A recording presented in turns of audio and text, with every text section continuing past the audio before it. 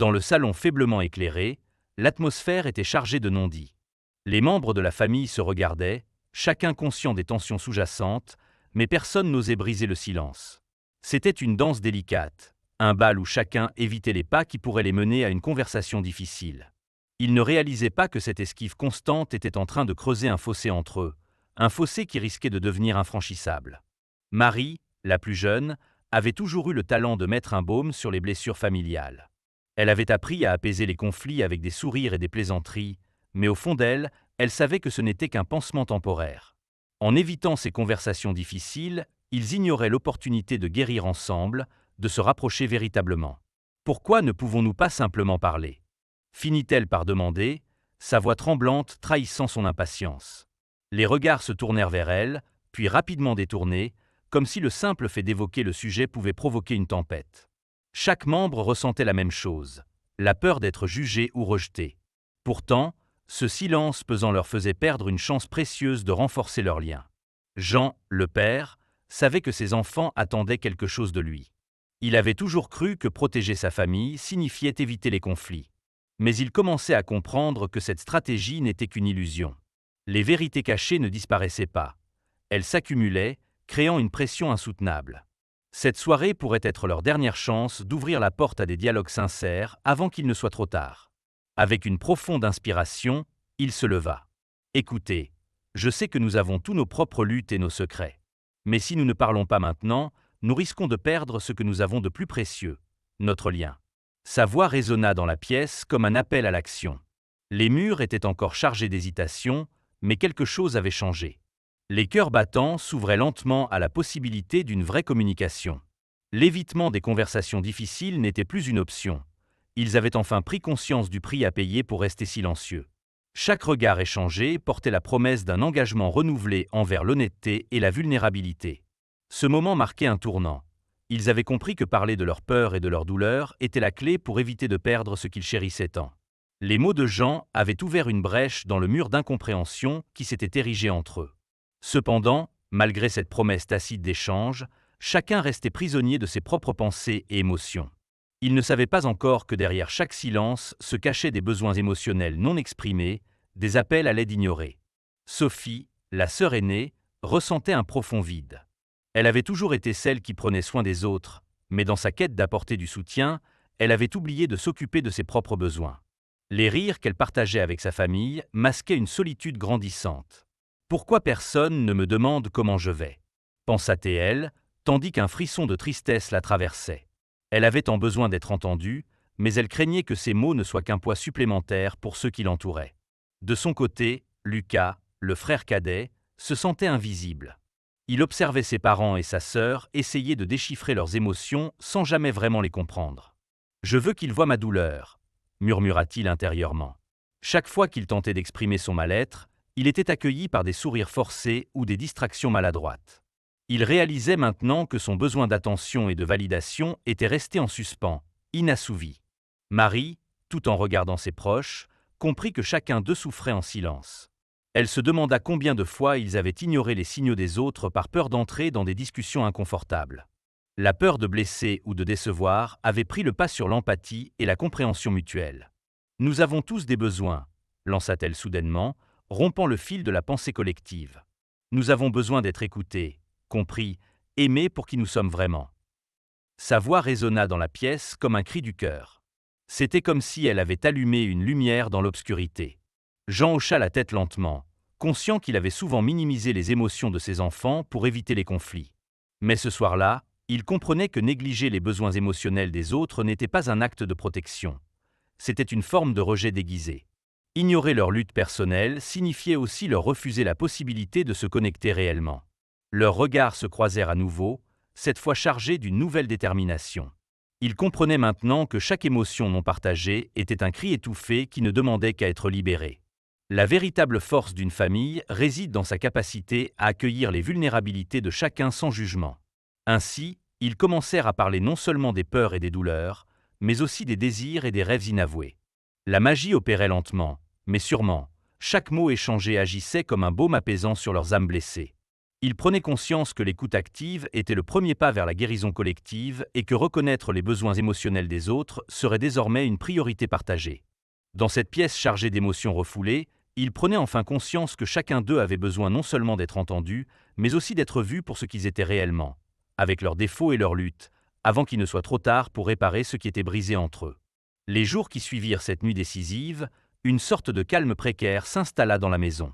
Les membres de la famille avaient commencé à explorer des conversations plus profondes, mais au fil du temps, l'enthousiasme initial se mua en une forme d'inertie. Les échanges sincères, bien que révélateurs, devinrent rares et sporadiques. La peur de revenir au silence pesant planait toujours, et chacun semblait chercher un équilibre entre l'honnêteté et le confort. Marie tentait de maintenir le dialogue ouvert, mais elle se heurta souvent à des réponses évasives ou à des sourires gênés. Comment peut-on avancer si nous ne parlons pas ? Pensait-elle avec frustration. Elle réalisait que même si les mots avaient été échangés, les blessures anciennes demeuraient non résolues. Les interactions qui avaient fleuri après leur première conversation s'étiolaient lentement, laissant place à une distance qui semblait de plus en plus inéluctable. Jean, tout en ayant pris conscience de l'importance de la communication, se sentait paralysé par la crainte de dire quelque chose qui pourrait raviver d'anciennes tensions. Chaque tentative de discussion semblait échouer à créer l'intimité qu'il espérait. Il se demandait si parler davantage ne ferait qu'exacerber les malaises déjà présents. Ainsi, il choisit souvent le silence, convaincu que son rôle de protecteur passait par l'absence de conflit. Sophie, quant à elle, ressentait la diminution de interactions comme un coup dur. Elle avait ouvert son cœur lors de cette soirée mémorable et maintenant, elle se sentait plus seule que jamais. « Pourquoi est-ce que je suis la seule à vouloir parler ?» se disait-elle en regardant sa famille vaquer à leurs occupations quotidiennes. La solitude qui l'étreignait la poussait à réfléchir sur sa place dans cette dynamique familiale. Elle avait partagé ses émotions, mais face au mutisme ambiant, elle commença à douter que cela ait eu un impact.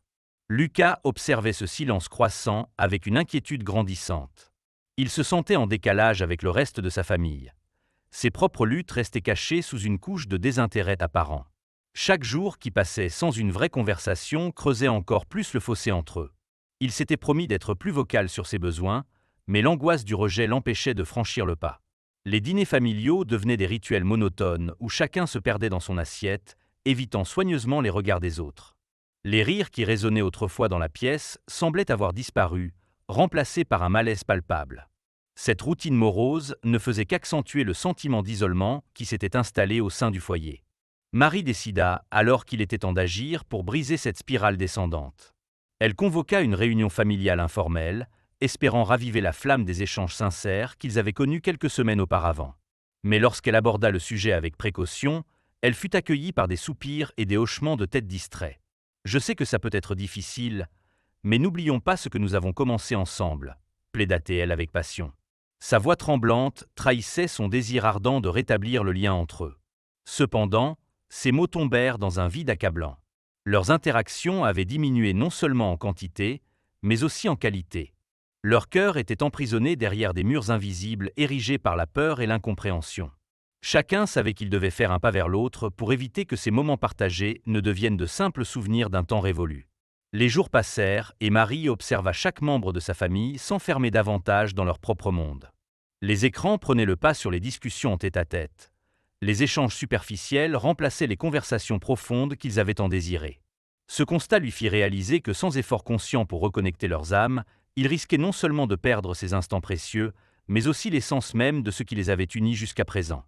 Le temps leur filait entre les doigts, et chaque minute passée dans le silence était une occasion manquée d'apprendre à mieux se connaître et à s'accepter tels qu'ils étaient réellement.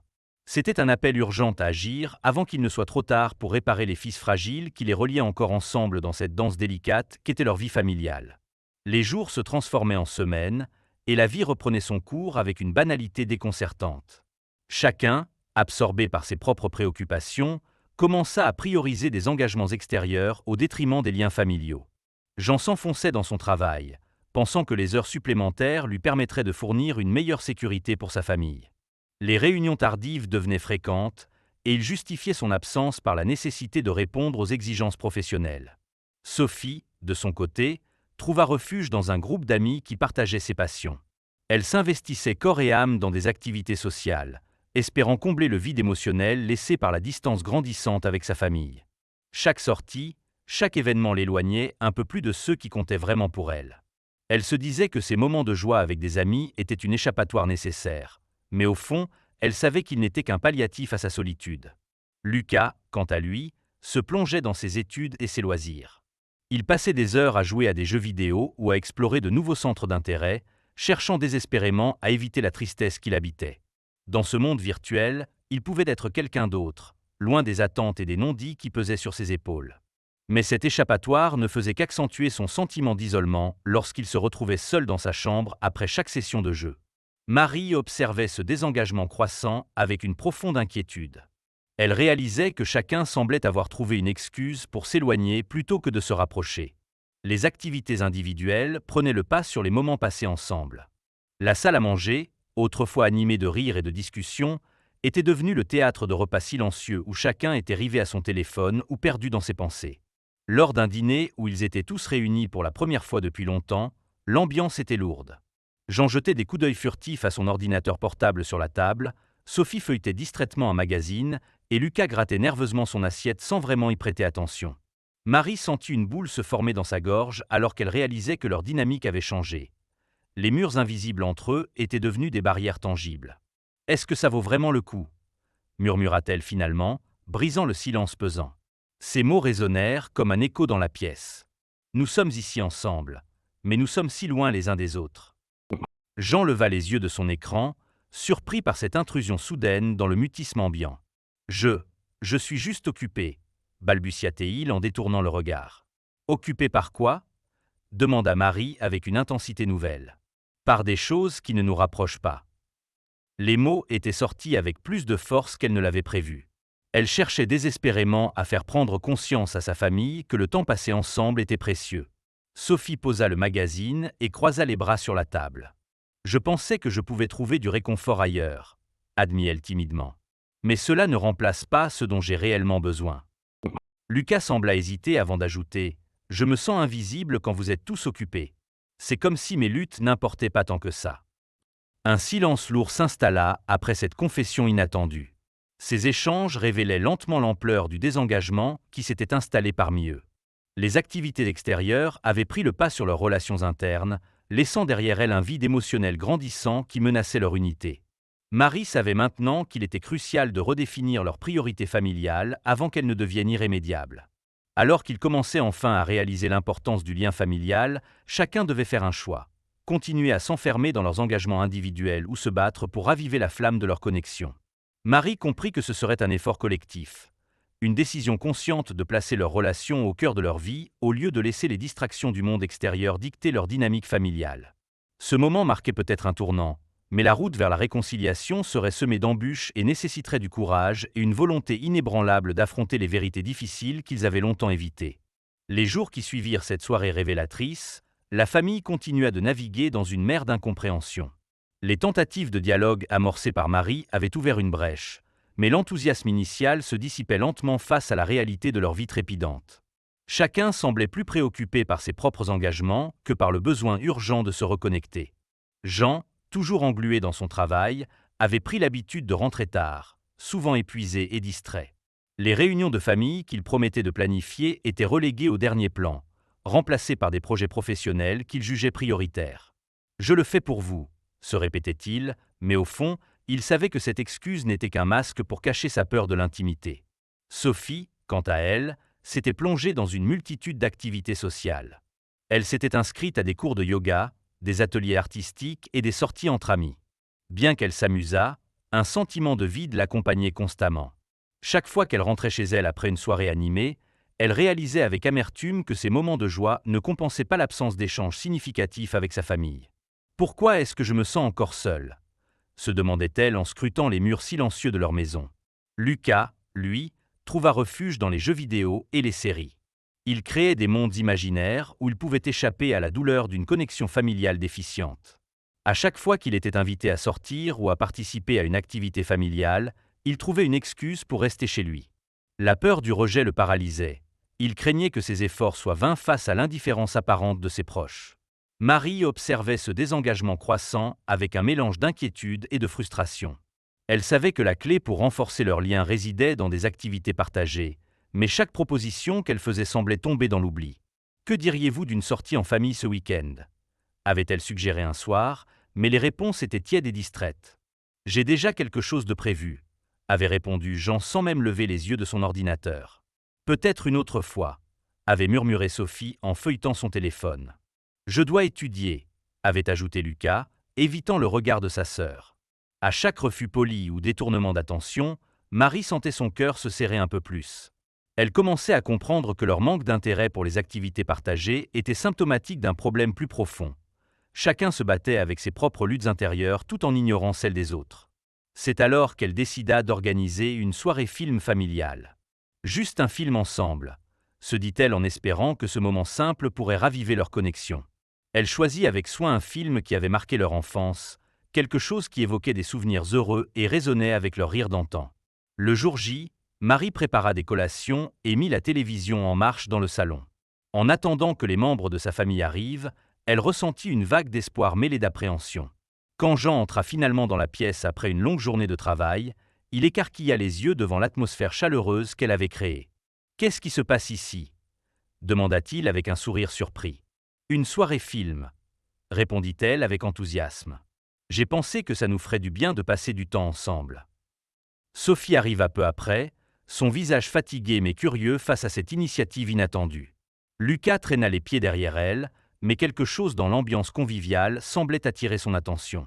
Alors qu'ils s'asseyaient sur le canapé, Jean à gauche, Sophie au centre et Lucas sur le bord, Marie appuya sur lecture. Les premières notes familières du thème musical résonnèrent dans la pièce et un silence apaisant s'installa progressivement. Pour un moment fugace, ils furent tous absorbés par l'écran. Les rires jaillissaient au bon moment et quelques souvenirs oubliés refaisaient surface. Cependant, malgré cette bulle de bonheur temporaire, Marie remarqua que chacun restait distant. Les téléphones étaient toujours à portée de main et les sourires étaient souvent accompagnés d'un regard ailleurs. Au fur et à mesure que le film avançait, elle ressentit un pincement au cœur en constatant que même dans ce cadre propice aux échanges chaleureux, la connexion recherchée semblait évanescente. Les personnages à l'écran suscitèrent des rires nerveux et des sourires sincères. Mais quand le générique final défilait, elle savait qu'ils n'avaient pas vraiment partagé ce moment ensemble. Le silence qui suivit était lourd et pesant. Chacun semblait perdu dans ses pensées respectives. Marie prit une profonde inspiration avant de briser cette tranquillité fragile. « J'aimerais vraiment qu'on prenne le temps de faire plus d'activités ensemble. » Jean baissa les yeux sur son téléphone, tandis que Sophie feignit un intérêt soudain pour ses ongles. Lucas soupira discrètement, visiblement mal à l'aise face à cette suggestion. « Oui, peut-être », murmura Sophie sans conviction. Marie sentit son cœur se briser face à cette réponse froide qui la renvoyait à la réalité. Il était évident qu'ils avaient encore du chemin à parcourir avant de retrouver l'étincelle perdue entre eux. Cette soirée marqua un tournant amer mais nécessaire. Elle comprit que rétablir leur connexion nécessiterait plus qu'une simple invitation ou quelques sorties occasionnelles. Il faudrait ouvrir la voie vers des conversations sincères sur leurs désirs non satisfaits et leur besoin profond d'être ensemble, au-delà des distractions quotidiennes qui avaient sapé leur lien familial. C'était un voyage ardu vers la guérison collective qui ne pouvait être accompli sans courage et détermination partagée. Marie s'engaga alors à continuer ses efforts pour rallumer cette flamme vacillante entre eux. Elle savait désormais que chaque petit pas vers le partage serait essentiel pour surmonter le manque d'intérêt croissant pour leurs activités communes avant qu'il ne soit trop tard pour réparer ce qui était brisé entre eux. Épictète, un esclave affranchi devenu philosophe, insista sur la distinction entre ce qui dépend de nous et ce qui ne dépend pas de nous. Dans ses enseignements, il affirme que notre réaction face aux événements extérieurs est la clé de notre bonheur. Cette approche pratique invite chacun à se concentrer sur son propre comportement et ses pensées, plutôt que de se laisser emporter par des circonstances incontrôlables. Marc Aurèle, empereur romain et stoïcien, a consigné ses réflexions dans les Pensées. Son écriture révèle une profonde introspection sur la vie et le devoir. Il encourage l'acceptation des événements tels qu'ils sont, tout en cultivant la sagesse intérieure. Marc Aurèle rappelle que les opinions des autres ne devraient pas influer sur notre tranquillité d'esprit. La véritable force réside dans notre capacité à rester fidèle à nos valeurs, peu importe l'adversité. Ces penseurs partagent une vision commune. Le bonheur ne dépend pas de l'approbation des autres, mais de notre propre maîtrise émotionnelle et de notre engagement envers la vertu. En intégrant ces principes stoïciens dans nos vies quotidiennes, nous pouvons apprendre à naviguer à travers les tumultes émotionnels et trouver un équilibre intérieur durable. La maîtrise de soi et la raison sont au cœur de la philosophie stoïcienne, car elles constituent les fondations sur lesquelles repose une vie équilibrée et sereine. Dans un monde où les émotions peuvent facilement nous submerger, le stoïcisme nous enseigne à cultiver une distance critique par rapport à nos réactions. En apprenant à observer nos pensées et nos sentiments sans jugement, nous pouvons choisir nos réponses avec sagesse. Sénèque, dans ses réflexions, évoque souvent l'importance de la tempérance. Il nous rappelle que le véritable pouvoir réside non pas dans le contrôle des événements extérieurs, mais dans notre capacité à gouverner nos propres esprits. En développant cette maîtrise de soi, nous devenons moins vulnérables aux opinions des autres et aux aléas de la vie quotidienne. Cela nous permet également de mieux gérer le stress et l'anxiété, en remplaçant les réactions impulsives par des réponses réfléchies. Épictète illustre cette notion par son célèbre adage. Ce qui trouble les hommes, ce ne sont pas les choses, mais les jugements qu'ils portent sur les choses. En adoptant une perspective stoïcienne, nous apprenons à questionner nos perceptions et à différencier ce qui dépend de notre volonté de ce qui échappe à notre contrôle. Cette prise de conscience est libératrice. Elle nous permet de concentrer notre énergie sur ce qui peut réellement être changé, nos attitudes et nos comportements. Marc Aurèle, quant à lui, incarne cette maîtrise de soi dans ses écrits quotidiens. Il se rappelle constamment que chaque jour est une nouvelle opportunité pour pratiquer la vertu et affronter les défis avec calme. Sa discipline mentale est un modèle pour tous ceux qui aspirent à mener une vie empreinte de sens. En cultivant la raison, il s'efforce d'agir avec justice et compassion, indépendamment des circonstances extérieures. Ainsi, la maîtrise de soi et la raison ne sont pas seulement des concepts abstraits du stoïcisme. Ils sont des pratiques quotidiennes qui nous permettent de traverser les tempêtes émotionnelles avec dignité. En intégrant ces principes dans notre vie, nous découvrons une force intérieure qui nous rend imperméables aux fluctuations du monde extérieur. Ce chemin vers l'autonomie émotionnelle est essentiel pour construire des relations authentiques et durables, fondées sur l'amour inconditionnel plutôt que sur l'approbation éphémère des autres. Le stoïcisme, en tant que philosophie de la maîtrise de soi et de la vertu, offre une perspective unique sur les relations humaines. En cultivant une compréhension profonde de nous-mêmes et en apprenant à gérer nos émotions, nous devenons capables d'interagir avec les autres de manière plus authentique et sereine. La première étape consiste à reconnaître que notre bonheur ne devrait pas dépendre de l'approbation des autres. Ce détachement émotionnel permet d'établir des relations basées sur la sincérité plutôt que sur des attentes conditionnelles. Lorsque nous appliquons les principes stoïciens dans nos interactions, nous développons une capacité à écouter sans jugement et à répondre avec empathie. Cela crée un espace où les autres se sentent valorisés pour ce qu'ils sont, sans la pression de devoir correspondre à des critères externes. Par exemple, en pratiquant l'acceptation des imperfections humaines, nous pouvons nourrir des liens plus profonds, car nous apprenons à apprécier les autres dans leur entièreté, sans chercher à les changer. La notion de responsabilité personnelle est également cruciale dans le cadre des relations. Épictète nous rappelle que notre réaction face au comportement d'autrui est sous notre contrôle. En prenant conscience de nos propres réactions et en choisissant d'y répondre avec calme et sagesse, nous évitons les conflits inutiles et favorisons un climat de respect mutuel. Cette approche proactive transforme les malentendus en opportunités d'apprentissage et de croissance commune. Marc Aurèle, dans ses réflexions sur la nature humaine, souligne que chaque individu agit selon sa propre perception du monde. Reconnaître cette diversité permet d'adopter une attitude plus tolérante et moins critique envers autrui. En comprenant que chacun fait face à ses propres luttes intérieures, nous développons une compassion qui enrichit nos relations. Ce regard stoïcien favorise un dialogue ouvert, où les différences deviennent des sources d'enrichissement plutôt que des raisons de discorde. Le stoïcisme enseigne également l'importance de la gratitude dans les relations. En prenant le temps d'apprécier les qualités positives chez les autres, nous renforçons nos liens affectifs. Cette pratique de la gratitude nourrit une atmosphère bienveillante où chacun se sent reconnu et apprécié pour sa contribution unique. Ainsi, au lieu de se concentrer sur ce qui pourrait manquer dans une relation, nous célébrons ce qui est présent et précieux. En intégrant ces principes stoïciens dans nos interactions quotidiennes, nous découvrons que l'amour véritable ne dépend pas de circonstances extérieures ou du regard des autres. Il s'agit plutôt d'un engagement profond envers soi-même et envers autrui, fondé sur le respect mutuel et la compréhension. Cela mène à des relations plus stables et épanouissantes, où l'amour se manifeste non pas comme une quête pour satisfaire des besoins éphémères, mais comme un choix conscient d'accepter et d'honorer l'autre tel qu'il est. Ainsi, le stoïcisme devient un guide précieux pour établir des relations humaines authentiques. En cultivant notre propre sérénité intérieure et en agissant avec vertu, nous inspirons ceux qui nous entourent à faire de même. Le résultat est un réseau relationnel basé sur des fondations solides, où chacun peut s'épanouir librement sans craindre le jugement ou la désapprobation. Cette dynamique crée un environnement propice au soutien mutuel et à la croissance personnelle, transformant ainsi nos interactions en véritables sources de bonheur durable. L'amour véritable transcende les émotions éphémères, un principe que les penseurs stoïciens ont toujours mis en avant.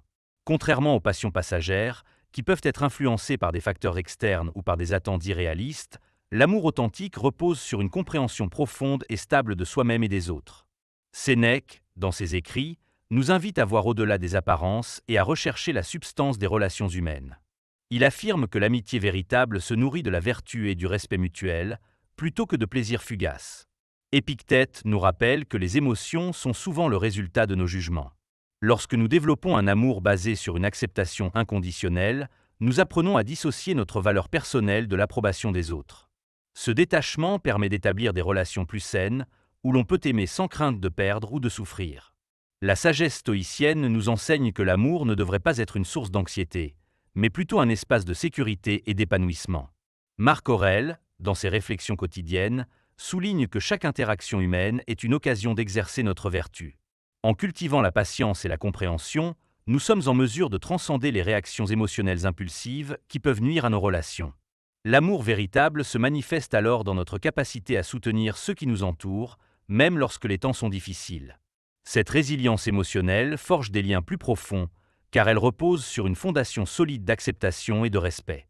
Dans cette optique, l'amour devient une pratique constante qui demande engagement et effort conscient.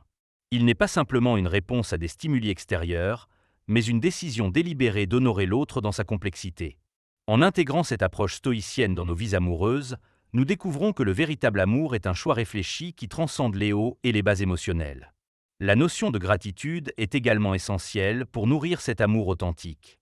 En prenant le temps d'apprécier les qualités uniques chez notre partenaire ou nos amis, nous renforçons le lien qui nous unit. Plutôt que de se concentrer sur ce qui pourrait manquer dans la relation, il s'agit de célébrer chaque moment partagé et chaque défi surmonté ensemble. Cette pratique enrichit non seulement nos interactions, mais elle ancre également notre amour dans une réalité plus profonde et durable. En fin de compte, l'amour véritable, lorsqu'il est éclairé par les principes stoïciens, ne dépend pas des caprices du temps ou des humeurs changeantes. Il se nourrit d'une volonté commune de grandir ensemble, d'apprendre et de s'accepter mutuellement dans toutes nos imperfections. C'est un engagement qui transcende les émotions éphémères pour embrasser une vision plus large et plus significative de la connexion humaine.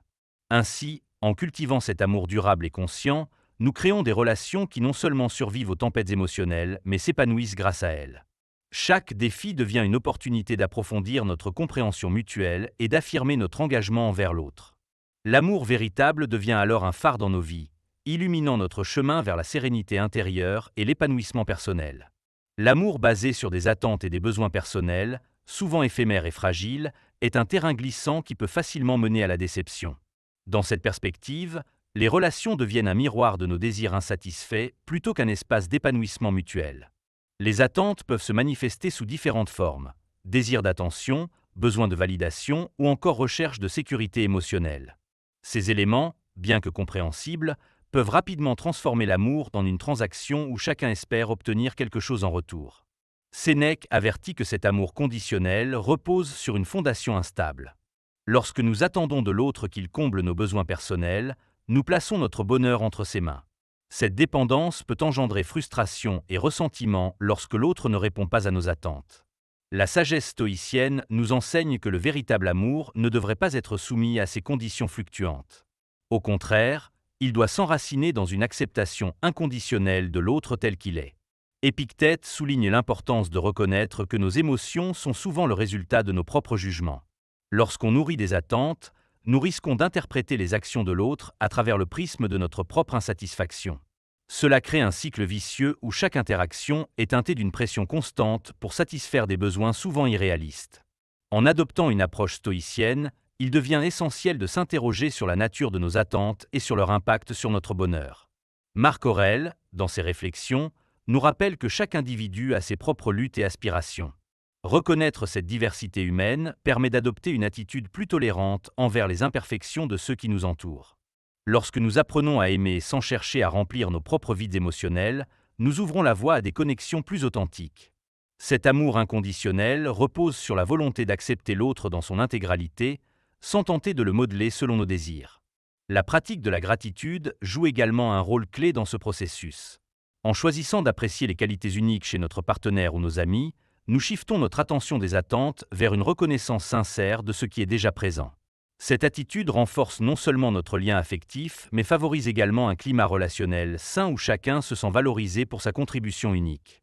Ainsi, l'amour véritable se distingue par sa capacité à transcender les attentes et les besoins personnels. Il devient un choix conscient d'honorer l'autre dans sa complexité, d'accepter ses défauts et ses forces sans chercher à les changer. En intégrant cette perspective stoïcienne dans nos relations, nous découvrons que l'amour ne devrait pas être une quête pour satisfaire des désirs éphémères, mais plutôt un engagement profond envers le respect et la compréhension mutuelle. Dans cette dynamique, chaque interaction devient une opportunité de cultiver la vertu et la sagesse. Au lieu de se concentrer sur ce que l'autre peut apporter pour combler nos propres lacunes, nous apprenons à apporter notre propre richesse intérieure dans la relation. Ce changement de paradigme favorise des connexions plus stables et épanouissantes, où chacun trouve sa place sans pression ni attente excessive. En somme, développer un amour libre d'attentes et de besoins personnels enrichit non seulement notre expérience relationnelle, mais contribue également à notre croissance personnelle. En apprenant à aimer avec discernement et générosité, nous construisons des fondations solides pour des relations durables et authentiques, éloignées des caprices du temps et des humeurs changeantes. Les relations toxiques se manifestent souvent lorsque les individus s'accrochent à des attentes irréalistes et à des besoins émotionnels non satisfaits. Dans ces dynamiques, le véritable amour est remplacé par une dépendance malsaine, où l'affection devient une monnaie d'échange et où la compréhension mutuelle est reléguée au second plan. Sénèque met en garde contre ce type de lien en soulignant que l'amour ne devrait pas être un fardeau, mais plutôt une source de soutien et d'enrichissement. Prenons l'exemple d'une relation où l'un des partenaires exige constamment de l'autre qu'il valide ses choix et ses émotions.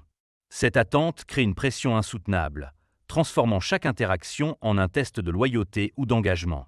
Lorsque les besoins de validation deviennent prioritaires, l'individu se retrouve piégé dans un cycle de dépendance, où son bonheur repose entièrement sur l'approbation de l'autre. Ce comportement peut engendrer du ressentiment, car le partenaire en quête de validation finit par se sentir insuffisant et accablé. Épictète nous rappelle que notre bonheur ne doit pas dépendre des actions ou des jugements d'autrui. Dans une relation toxique, cette sagesse est souvent ignorée.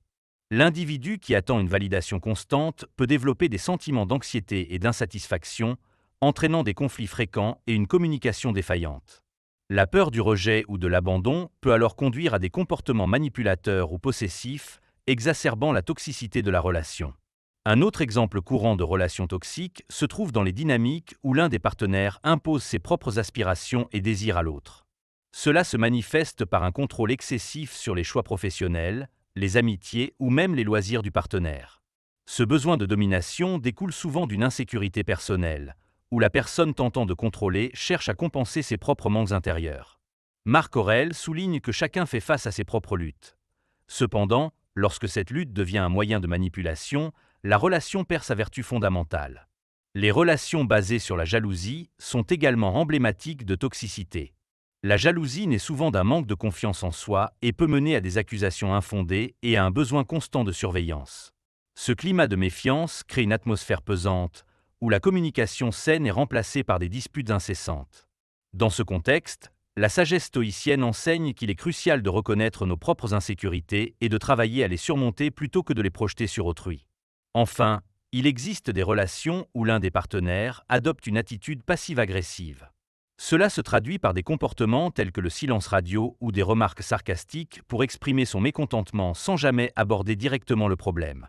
Cette stratégie manipulatrice empêche toute forme de résolution constructive et maintient un climat d'incertitude et de frustration. Épictète nous incite à être responsables de nos réactions. Ignorer les problèmes ne fait que renforcer leur présence dans la dynamique relationnelle. La compréhension stoïcienne nous enseigne que nous avons le pouvoir d'agir face aux défis relationnels. En apprenant à établir des limites saines et à communiquer ouvertement nos besoins sans imposer nos attentes sur l'autre, nous pouvons transformer nos relations en espaces d'épanouissement mutuel.